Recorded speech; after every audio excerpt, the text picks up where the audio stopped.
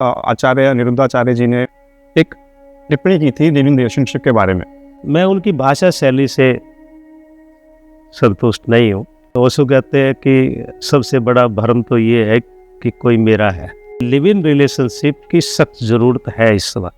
हमारे यहाँ एक बड़ी दुखदाई बात है कि महिला को 2 नंबर का मानव समझा गया है। महिलाओं के लिए बहुत ही आदरणीय शब्दों का चयन होना चाहिए।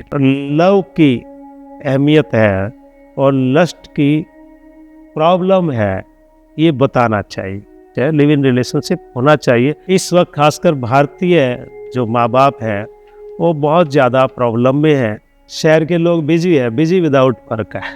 25 साल से पहले ही अपने बच्चों को पूरा घर का काम, पूरा जिम्मेदारियाँ सब कुछ सौंपनी चाहिए। एजुकेशन अगर क्रिएटिव होगी ना, बच्चा अपने हॉबी को जिएगा। मोस्ट क्रिएटिव मशीन हमारी बॉडी है, मोस्ट क्रिएटिव।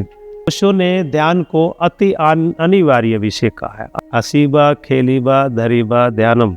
मजे की बात यह, शहरी लोग हॉस्पिटल चले जाएंगे, पार्क नहीं जाएंगे। सभी इंसान सत्य को, ट्रुथ को जानना चाहते हैं। उन लोगों को ओशो की बातें अच्छी नहीं लगती जो बिल्कुल ही बेहोश है। अब ओशो कहते हैं कि भोजन क्या है?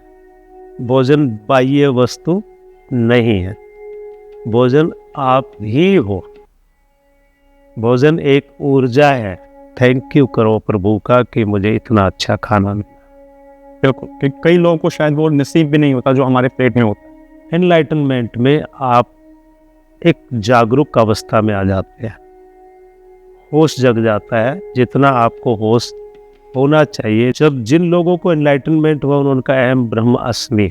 स्वामी जी, ओशो के अकॉर्डिंग जो आजकल के आधुनिक रिलेशनशिप है उसका सबसे बड़ा भ्रम क्या है? और आपने पीछे सुना होगा आचार्य निरुद्धाचार्य जी ने एक टिप्पणी की थी लिविंग रिलेशनशिप के बारे में, और लोगों ने उनको सपोर्ट भी किया और एक धड़ा उनके अगेंस्ट में बोल रहा है। ओशो के क्या विचार है इस बारे में, ये आप हमारे दर्शकों को बताएं। अगर आप रिलेशनशिप में भ्रम की बात करते हैं तो ओशो कहते हैं कि सबसे बड़ा भ्रम तो ये है कि कोई मेरा है, अदर इज हेल भी कहा है ओशो डिपेंडेंसी के सख्त खिलाफ है। आपको डिपेंड होना ही नहीं, इवन परमात्मा पे भी डिपेंड नहीं, क्योंकि ओशो कहते हैं आप स्वयं परमात्मा।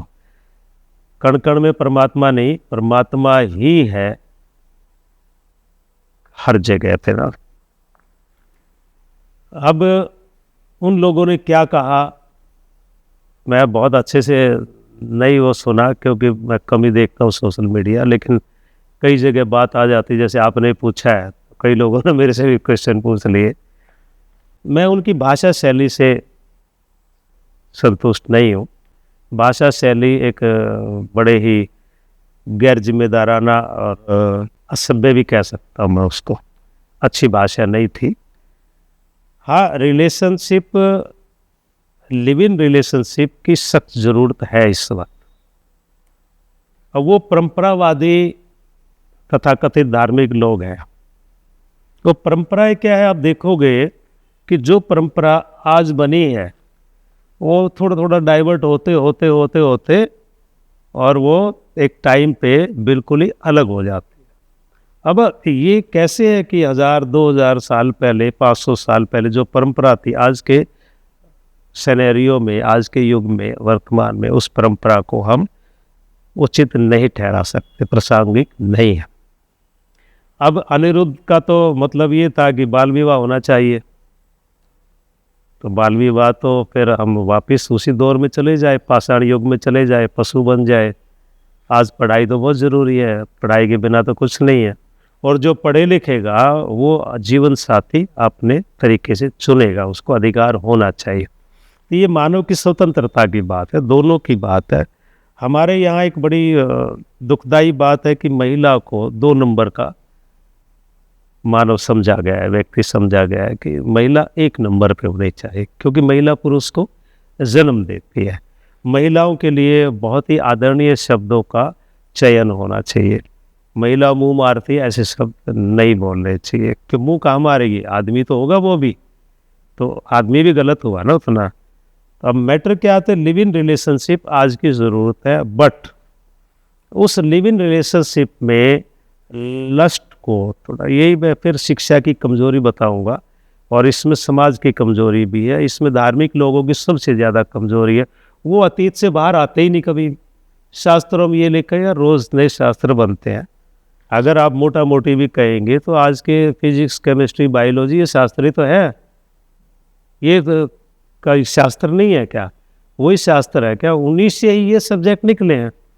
तो वक्त के अनुसार शास्त्र भी चेंज होते रहते हैं। तो आज का जो शास्त्र है, हमें उसके बारे में बात करनी चाहिए। आज वक्त की सख्त ज़रूरत है ये, क्योंकि माँ बाप को पहले क्या था कि हमें लोगों की ज़रूरत थी, जनसंख्या की ज़रूरत थी, और जनसंख्या बढ़ानी थी। तो रिप्रोडक्शन एक ही तरीका था, इसलिए बाल विवाह कर दो। इसमें ओशो ने 7 चरण बताए, 7-7 साल के। जैसे पहले चरण में ओशो ने कहा था बॉडी डेवलप होती है, तो 7 साल के बच्चे, 7 साल तक के बच्चे को स्कूल में ही नहीं डालते थे, उसको किसी प्रकार दिमाग में बोझ नहीं देते थे। उसके बाद 7 साल के बाद स्कूल में डालते, तो मेरा अपना 7 से 14 साल तक उसे पता लगता है मेरा क्या है और पराया क्या है। तो वहाँ तक भी उसके ऊपर कोई बर्डन नहीं डालते। तो 14 साल के बाद उसे थोड़ा लगता है कि मेरी अपनी एनर्जी है, और उसका जो सेक्सुअल ऑर्गन्स है वो डेवलप होने लगते हैं। तो ये तो पॉसिबल ही नहीं है कि हम 14 साल में, 16 साल में शादी कर दें। आज का युवा, उसे कम से कम 25 साल चाहिए, 22-23 साल तो ज़रूर चाहिए, ताकि वो अपना भविष्य निर्माण कर सके। डिसीजन मेकिंग पावर, हमारी साइकोलॉजी कहती है, थ्रू आउट द वर्ल्ड कहती है, 21 साल से पहले डिसीजन मेकिंग पावर बहुत पुअर होती है, वो नहीं आती, वो डिपेंड होता है किसी और के ऊपर। तो हमारे अंदर डिसीजन मेकिंग पावर नहीं है, तो हम शादी जैसा सबसे अहम मुद्दा कैसे उसको तैयार कर सकते हैं। तो लिव इन रिलेशनशिप में जवानों को स्कूल से, कॉलेज से जो लव की अहमियत है और लस्ट की प्रॉब्लम है, ये बताना चाहिए। क्योंकि ये जो आज का लिव इन रिलेशनशिप है, इसमें ज़्यादातर लस्ट आ गई है, दोनों तरफ से है, एक तरफ से नहीं। तो हम अगर अच्छे से एजुकेटेड होंगे तो लस्ट का मिनिमम वहाँ पे जगह रहेगी, लव की ज़्यादा जगह रहेगी, अंडरस्टैंडिंग की ज़्यादा जगह रहेंगी। तो ये फ्रूटफुल होगा। ये बहुत ही वक्त की ज़रूरत है और बड़ा ही फ्रूटफुल विषय है। लिव इन रिलेशनशिप होना चाहिए। एक और बात यहाँ पे मैं कहूँगा, ये जनता से भी एक हाथ जोड़ के मैं बोलना चाह रहा हूँ। इस वक्त खासकर भारतीय जो माँ बाप हैं, वो बहुत ज़्यादा प्रॉब्लम में हैं, क्योंकि पहले वो अपने लिए काम करते हैं, फिर 25 साल से भी ज़्यादा तक बच्चों के लिए कमाते हैं, तो वो अपनी ज़िंदगी नहीं जी पाते। तो बच्चों को इंडिपेंडेंट होना बहुत ज़रूरी है। बच्चों को उचित शिक्षा दे, उचित अच्छे, जिनको संस्कार कहते हैं, मैं उन संस्कारों की बात नहीं कह रहा जो धार्मिक है। संस्कार में सबसे पहले आता है कि बच्चे को ये पता होना चाहिए वो क्या है, क्या उसकी ज़रूरतें हैं। जब बच्चे को खुद ही नहीं पता कि मैं क्या हूँ, कहाँ से आया, कौन हूँ, क्या मेरी ज़रूरत है, क्या मुझे करना चाहिए, तो वो किस संस्कार को फॉलो करेगा? उसे अच्छाई बुराई का पता ही नहीं होगा। तो माँ बापों को भी रिलैक्स रहने के लिए 25 साल से पहले ही अपने बच्चों को पूरा घर का काम, पूरा जिम्मेदारियाँ सब कुछ सौंपनी चाहिए। उसे एक कर्मठ इंसान बनाना चाहिए। ओके। आमतौर पे माँ बाप क्या कर रहे हैं कि प्रॉब्लम कहाँ आ रही है, हम बच्चों पे कह रहे हैं। बच्चों की गलती कम है। अगर मेरे से पूछे तो 10-15% बच्चों की कमी है, बाकी 80-85%, 90% पेरेंट्स की कमी है। पेरेंट्स की कमी क्या है कि वो उसे कुछ करने नहीं देता। जबकि मैं यूँ कहता हूँ कि बच्चा 8-10 साल के बाद सारे काम करने के लिए एकदम तैयार होता है, मेंटली फिजिकली प्रिपेयर है।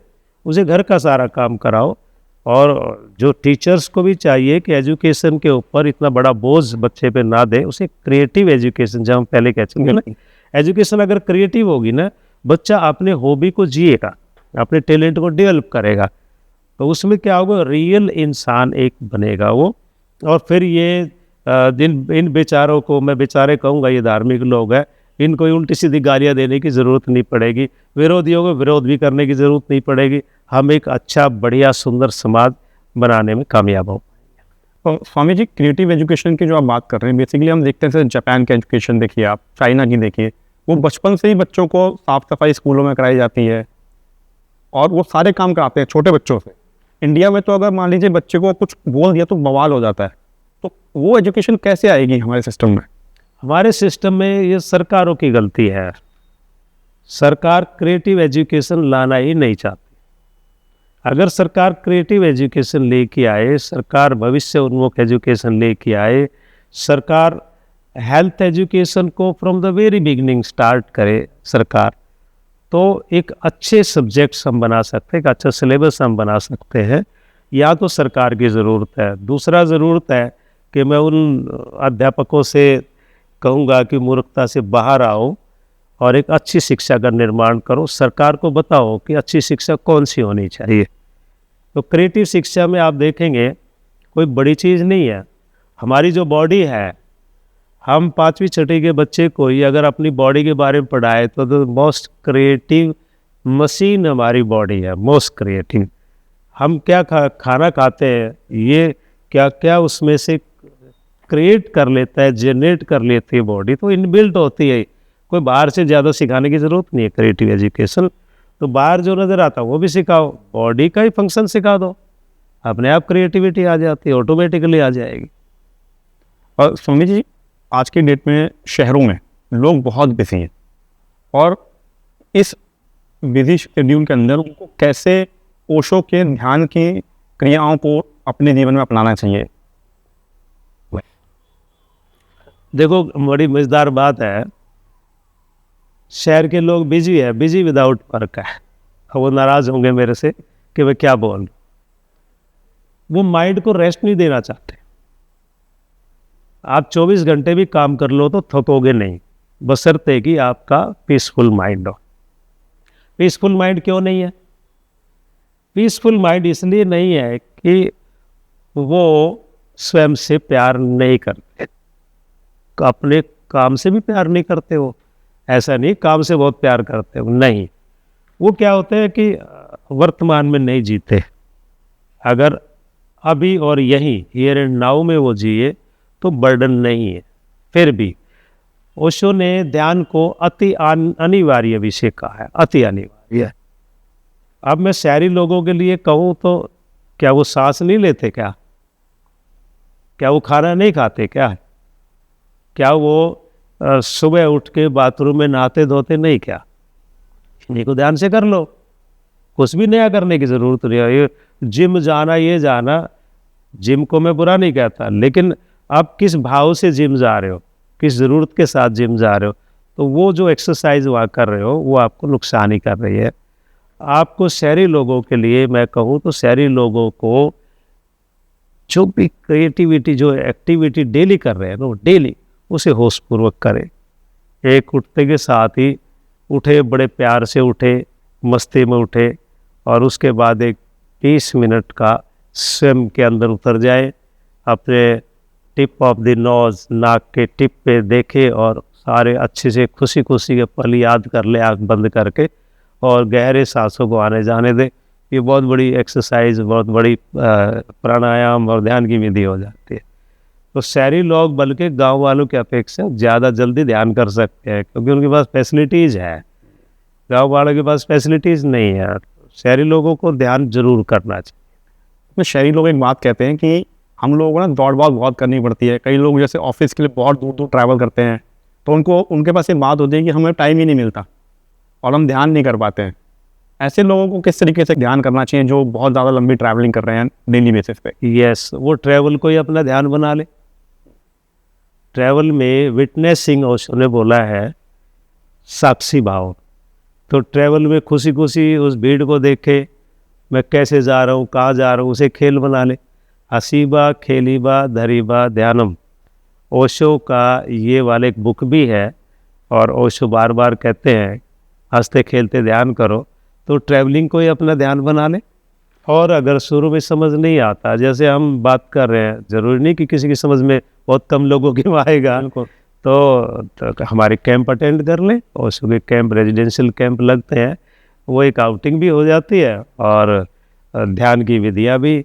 हम ना 3 दिन से लेके 40 दिन तक के कैंप होते हैं, तो 3 दिन का समय तो सब निकाल लेते हैं। मज़े की बात यह, शहरी लोग हॉस्पिटल चले जाएंगे, पार्क नहीं जाएंगे। शहरी लोग क्लब में चले जाएंगे, वो किसी मेडिटेशन कैंप में नहीं जाते। शहरी लोग फंक्शन कर लेंगे बड़े बड़े फिजूल के, उनमें खूब पैसा खराब कर देंगे, लेकिन एक अच्छे बढ़िया किस्म के मेडिटेशन कैंप्स होते हैं उनमें नहीं जाएंगे। तो उनको थोड़ा लाइफस्टाइल चेंज करना पड़ेगा। स्वामी जी, ओशो के विचारों में ऐसा क्या है कि हर उम्र का व्यक्ति उनसे जुड़ जाता है, और ये आप मानते हैं कि उनकी जो शिक्षाएं हैं वो जीवन के हर चरण में काम आती हैं? एक्चुअली एक बड़ा ज़रूरी विषय है और हिडन है वो। सभी इंसान सत्य को, ट्रुथ को जानना चाहते हैं। सभी आदमी क्राइम भी करता है ना, तो वो क्राइम भी इसलिए करता है कि वो ट्रुथ जानना चाह रहा है, इसके पीछे सत्य क्या है। अब क्या होता है कि हमें एजुकेशन को मैं बार बार दोषी ठहराऊंगा।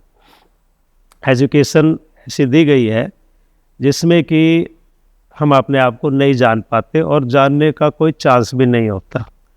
ओशो क्या करते हैं, सबसे पहले तो ओशो आपको रिलैक्स कर देते हैं। उनका चेहरा ही देख के आप रिलैक्स हो जाते हैं, उनकी बातें सुन के रिलैक्स हो जाते हैं, उनकी किताबें पढ़ के रिलैक्स हो जाते हैं। उसके बाद ओशो आपको सत्य की तरफ ले जाते हैं। ओशो आपको स्वयं होने के लिए प्रेरित करते हैं, आवाज़ देते हैं। ओशो विराट की आवाज़ है, अनंत की पुकार बोलते हैं ओशो। अनंत की पुकार है कि स्वयं को खोजो, सत्य को जानो, जीवन क्या है ग्रेटिट्यूड से भर जाओ और जिंदगी को ऐसे जियो जैसे लीला है, खेल खेल में जियो। तो हर कोई ओशो को प्रेम करेगा। ओशो आपको सीरियस होना नहीं सिखाते। ओशो कहते हैं कि seriousness is the biggest disease. Long faces वाले जो लोग होते हैं मुझे पसंद नहीं है। तो जब ऐसी बात करेंगे तो खुश तो हर आदमी होना चाहता है, इसलिए ओशो की सारी बातें सबको अच्छी लगती। हाँ, उन लोगों को ओशो की बातें अच्छी नहीं लगती जो बिल्कुल ही बेहोश है। बेहोश लोगों को ओशो की बात अच्छी नहीं लगती। और ओशो के ना खाने से रिलेटेड बहुत सारे विचार थे, जो हम खाना रोज पाते हैं, जो भोजन हम रोज करते हैं। ऐसा कौन सा ध्यान या ऐसा कौन सा मेडिटेशन की कोई चेतना थी जो उसका संबंध हमारे फूड से था, हमारे खाने से था? एक शब्द है आहार। अब हम यहाँ खाली फूड की बात ना करें, मैं आहार की बात से शुरू करता हूँ। तो ओशो ने आहार के ऊपर बहुत अच्छे अच्छे प्रवचन दिए हैं, बुक्स भी हैं। आहार का मतलब होता है जो बाहर से आ रहा है। अब बाहर से सबसे पहले क्या आ रहा है ये सोचने की बात है। सबसे पहले आपकी सांस से आ रही है।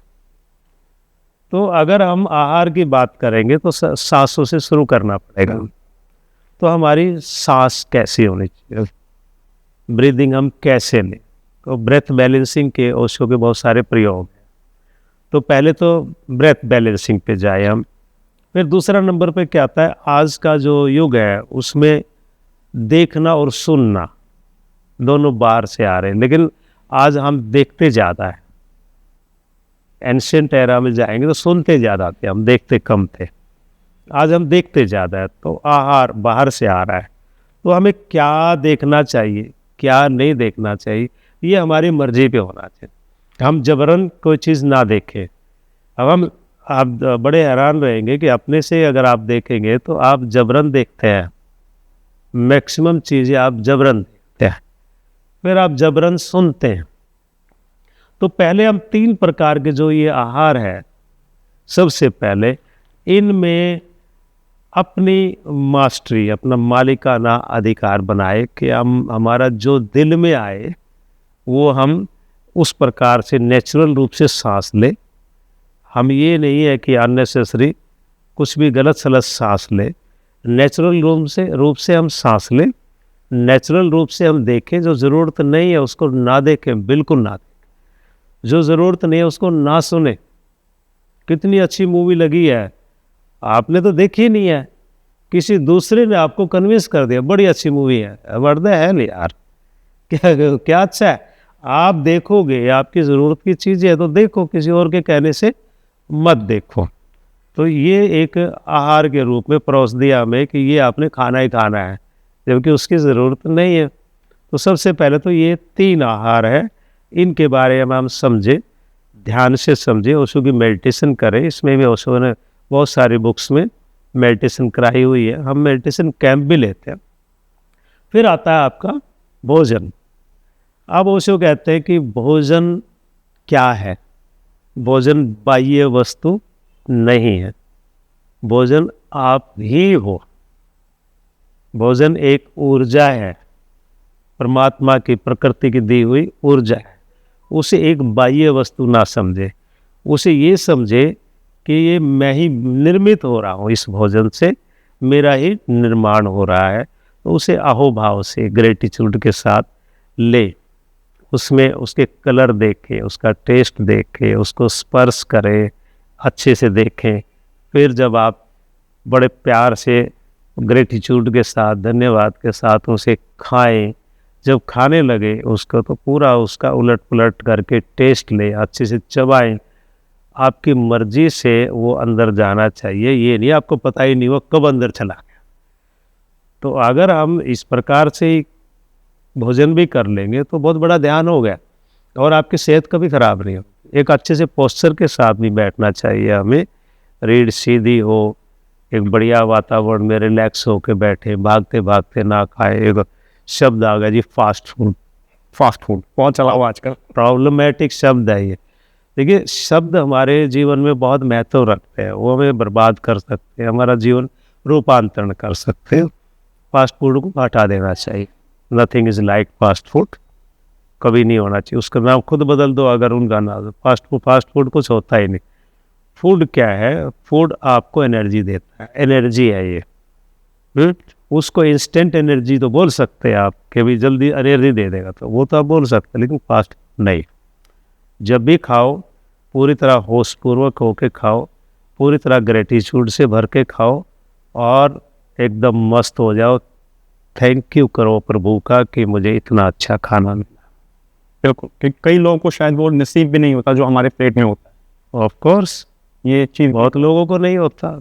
तो अगर हमारे पास, हम ग्रेटिट्यूड ही नहीं पे कर सकते किसी चीज़ के लिए, तो खाना, एक और मैं एक बात है, खाना जिस भाव से आप खाएंगे अंदर वही बनेगा उसका। मैं एक एनेक्डोट बता रहा हूँ। भगवान बुद्ध हमेशा ही भात, दाल चावल ये खाते और कभी बीमार नहीं पड़ते थे। तो उनके शिष्य, बहुत सारा भोजन इधर उधर मिलता था, वो सभी कुछ खा लेते थे, फिर भी बीमार पड़ते थे। तो एक दिन सारे भिक्षु कहते हैं कि भगवान, आप सदा स्वस्थ रहते हो, कुछ खाते भी नहीं, बहुत कम खाते हो, रात को कभी खाते ही नहीं, तो क्या कारण है?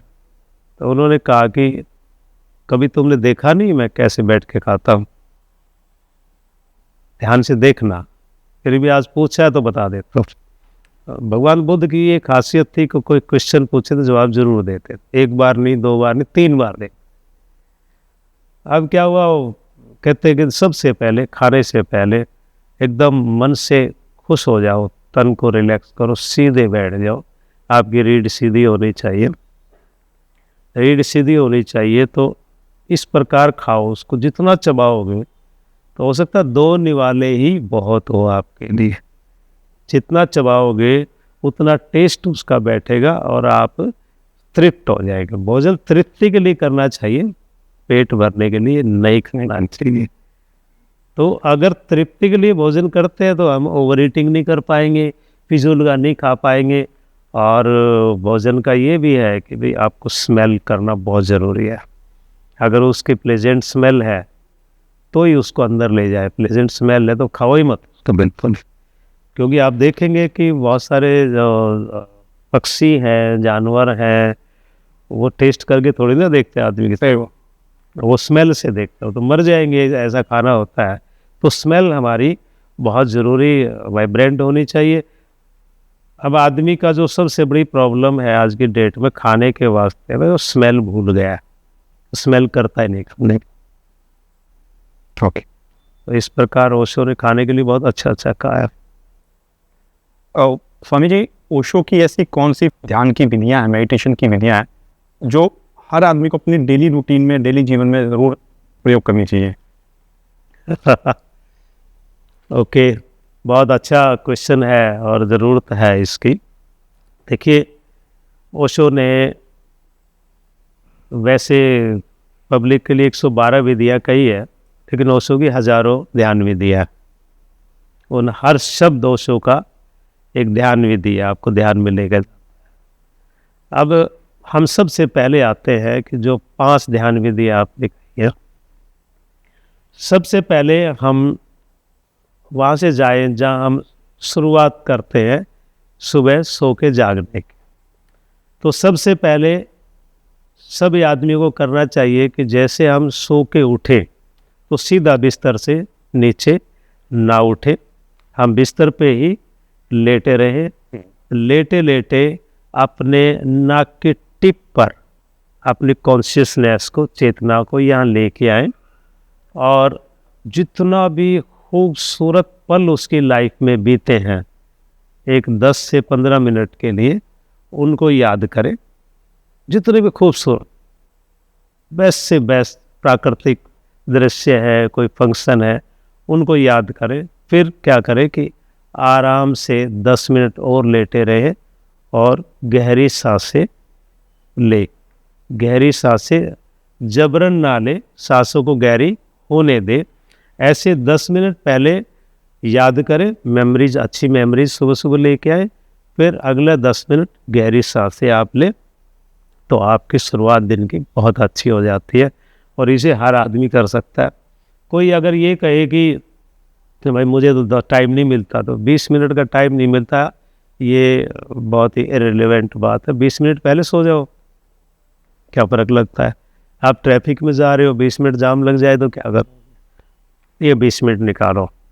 उसके बाद दूसरा क्या है कि ब्रेथ बैलेंसिंग। अब हम स्टार्टिंग तो उठने से हो गया ना, हमारा थॉट प्रोसेस अच्छा हो जाए, क्योंकि सबसे तेज़ क्या चलता है, थॉट प्रोसेस।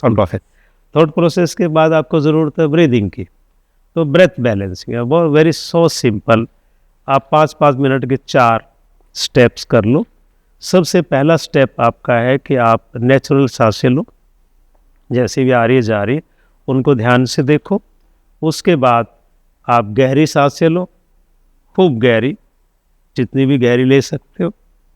तीसरे में आप सांस गहरी लेते लेते कहीं भी रुक जाओ। ऑल ऑफ सडन आप गहरी सांस ले रहे, गहरी सांस लेते लेते कहीं भी रुक जाओ, फिर गहरी लो, फिर कहीं भी रुक जाओ। तो उससे क्या होगा कि जो ओल्ड पैटर्न ऑफ ब्रीदिंग है वो आपका टूट जाएगा और आपका एक गहरी सांस लेते हुए ऑक्सीजन ज़्यादा आ जाएगी, ब्लॉकेज सारी खुल जाएगी। तो वो आप लो। चौथे में क्या है, 5 मिनट के लिए लेट जाओ बड़े आराम से और जो हो रहा है उसे होने दो। 20 मिनट का काम है। ये बड़ा एक अच्छा प्रभाव आपके तन मन पर डालता है। तीसरी मेडिटेशन क्या हो गई आपकी, आप बहुत एक ऐसा सब्जेक्ट है जिसे बहुत कम लोग समझ पाते हैं। जैसे आप नहाते, नहाना कोई मैल उतारना या शरीर को साफ करना नहीं होता, ये पानी के साथ एक बहुत बड़ी एक्सरसाइज है। तो पानी डालने से पहले सबसे पहले बॉडी को जागृत करो। बॉडी लव यहाँ पे मैं बोलूँगा, बॉडी से इतना प्रेम करो, आपकी टॉ टू हेड, आप जो है ना बॉडी को पूरे अच्छे से टच करो, इतने प्यार से टच करो और इसको थपथपाओ अच्छे से, आगे पीछे बहुत अच्छे से बॉडी को जागृत करो, इसको प्रेम दो। बॉडी को लगे कि तेरा मालिक अभी जिंदा है उसमें।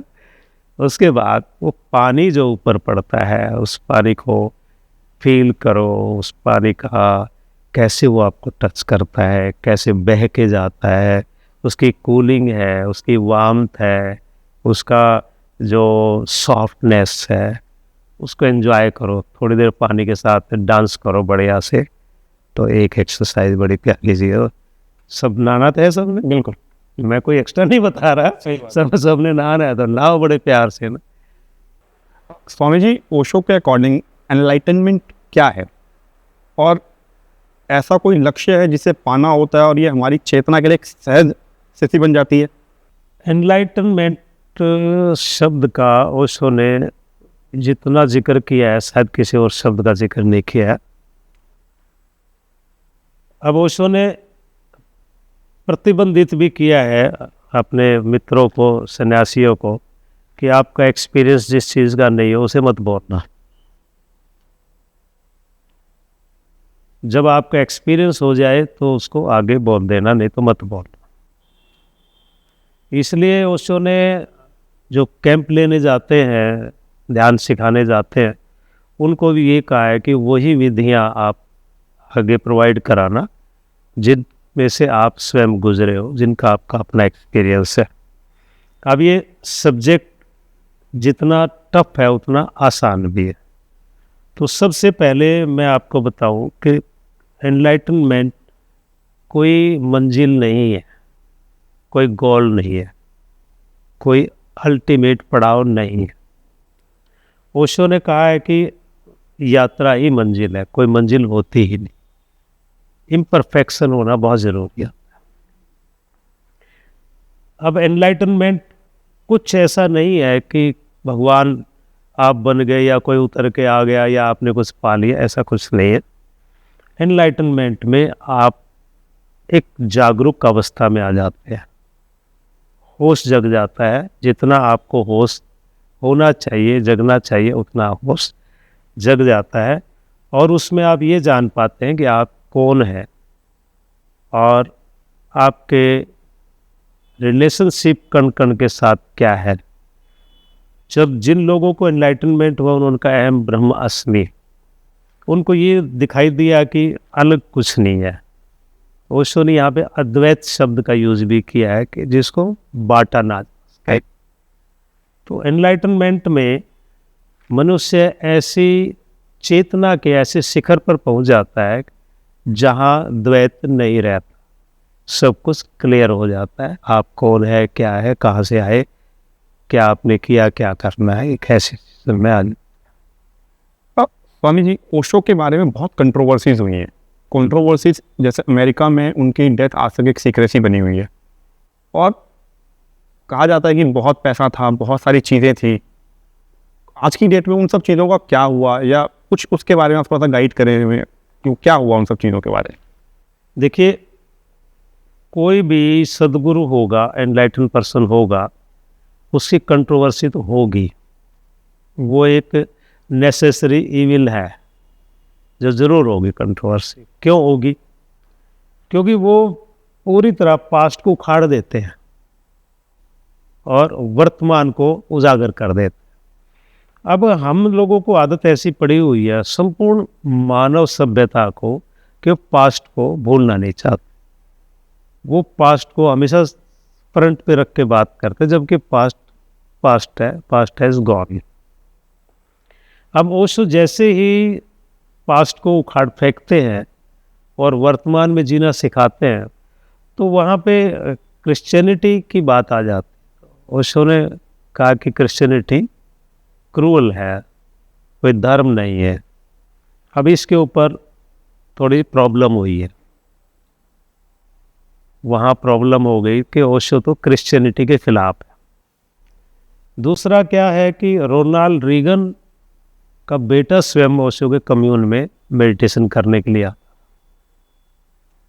तो रोनाल्ड रीगन एक बहुत ही क्रूर किस्म का प्रेसिडेंट रहा है। वो लाइक नहीं करता था इन सब चीज़ों को, तो वो उस बात को भी पसंद नहीं करता था कि अमेरिकन ओशो के कम्यून में जाए और मेडिटेशन करे। क्योंकि इसमें क्या था कि ओशो सुपर पावर शब्द के खिलाफ, और अमेरिका उस वक्त सुपर पावर अपने आप को घोषित किए हुए था। अब ओशो की जो ट्रुथफुल लैंग्वेज थी ना, असली बात, ये उनको हजम नहीं हुई किसी को भी। इसलिए उन्होंने अनाप शनाप पहले एलिगेशन लगाए, फिर एलिगेशन सिद्ध नहीं हुए। बड़ी कमाल की बात, हम लोगों को फक्र होना चाहिए, गर्व होना चाहिए कि हमें एक ऐसे सदगुरु मिले, एक ऐसे इंसान ने भारत में जन्म लिया कि 24 अमेरिका के जो टॉप क्लास एडवोकेट थे, वकील थे, वो कोर्ट में ओशो के खिलाफ खड़े थे। ओशो ने अपनी पैरवी खुद की, और पैरवी करने के बाद अमेरिका को कुछ नहीं मिला, तो अमेरिका ने एक नॉमिनल सा जुर्माना करके कि हम बिल्कुल तो ऐसे नहीं छोड़ेंगे, जुर्माना भी ना करें आप पे, तो वो एक $4 लाख का जुर्माना करके और उसको डिपोर्ट कर दिया। बहुत था, प्रॉपर्टी थी, सब कुछ था, बट हमारा हार्ड लक, हमारे पास आज तक कोई ऐसा शासक इंडिया में नहीं आया है कि कम से कम वो प्रॉपर्टी ही भारत सरकार के लिए ले आते, नहीं लेके आए। तो और वो फिर अमेरिका ने पूरी तरह तहस नहस कर दिया। लेकिन उस पर एक बात यह मैं कहना चाहूँगा कि ओशो जब पूछा गया तो ओशो ने कहा कि अब इससे लाखों कम्यून बन जाएगी, ये कहीं एक ही रहता तो ऐसा ना होता कि यहाँ पे बैठ के ना तुम ऑर्थोडॉक्स हो जाते हैं कि भाई अमेरिका ही मेरा मक्का मदीना, अमेरिका ही मेरा शिव धाम है, अमेरिका ही कैलाश पर्वत है। तो कहने का अब अच्छा हुआ, ये डिस्ट्रॉय हो गया ना, अब घर घर मेरे आश्रम बन जाएंगे। स्वामी जी, आपने बहुत सारे सवालों के जवाब हमारे दिए। ट्राइम्स पॉडकास्ट के दर्शकों के लिए क्या संदेश देना चाहेंगे? हाँ, ये ज़रूरी है। ट्राइम्स को सबसे पहले तो मैं ओशो के आशीष कहूँगा कि ओशो का आशीष सबसे ज़्यादा आप लोगों को मिले, क्योंकि आप एक बहुत ही अच्छा सुंदर टॉपिक लेके चल रहे हैं। दूसरा, ट्राइम्स पॉडकास्ट के दर्शकों के लिए, पूरी टीम के लिए मैं कहना चाहूँगा कि मेडिटेशन ही पहला और आखिरी सहारा है। सबको ध्यान जरूर करना चाहिए। ध्यान के बिना आप स्वयं को नहीं जान सकते और अपने जीवन को एक उत्सव में नहीं बना सकते कि हंसीबा खेलीबा दरीबा ध्यान में नहीं जा सकते, आप स्वयं को नहीं पहचान सकते। तो मैं सभी से यही प्रार्थना करूँगा कि आप सब लोग अच्छे से ध्यान करें। ओशो को मैं इसलिए प्रेम करता हूँ कि ओशो ने बहुत सारे द्वार खोले हैं। ओशो ने मेरी ही नहीं, संपूर्ण विश्व के मानव की जिज्ञासा को शांत किया है, एक उंगली पकड़ के चलाया है, सबको बहुत अच्छी दिशा दी है, मानव को प्रेम और करुणा से भर दिया है, मानव को स्वतंत्रता का टेस्ट दिया है। ओशो को मैं इसलिए प्रेम करता हूँ। लेकिन ध्यान के लिए मैं ज़रूर बोलूँगा, सच्चा कोई भी गुरु, दोस्त, भाई कोई भी आपको मिले, ध्यान साधना ज़रूर करें, वर्तमान में रहे, स्वयं में जिए और हियर एंड नाउ, आज और यही अपनी लाइफ को, अपने जीवन को उत्सव बनाए। यही मैं कहना चाहूँगा। सबका बहुत बहुत धन्यवाद। प्रणाम, नमस्कार। आपका बहुत बहुत धन्यवाद स्वामी जी। Thank you. दर्शकों, ये थी हमारी आज की मुलाकात स्वामी जीवन अभिविराज जी के साथ में। मैं उम्मीद करता हूँ कि आपको ये एपिसोड बहुत पसंद आएगा और आप अपने कमेंट्स भी ज़रूर हमसे शेयर कीजिएगा और कोई भी फीडबैक होगा वो हमें बताइएगा। हम स्वामी जी से उसके सवालों के जवाब भी आपको प्रोवाइड कराएंगे। अंत तक इस एपिसोड देखने के लिए बहुत बहुत धन्यवाद। जल्दी मिलते हैं अगले एपिसोड में एक और नई हस्ती के साथ। तब तक thank you so much. Hare Krishna. Thank you Swami ji. Thank you जी, बहुत बहुत धन्यवाद। ओशो के आशीष आप पर बने रहे।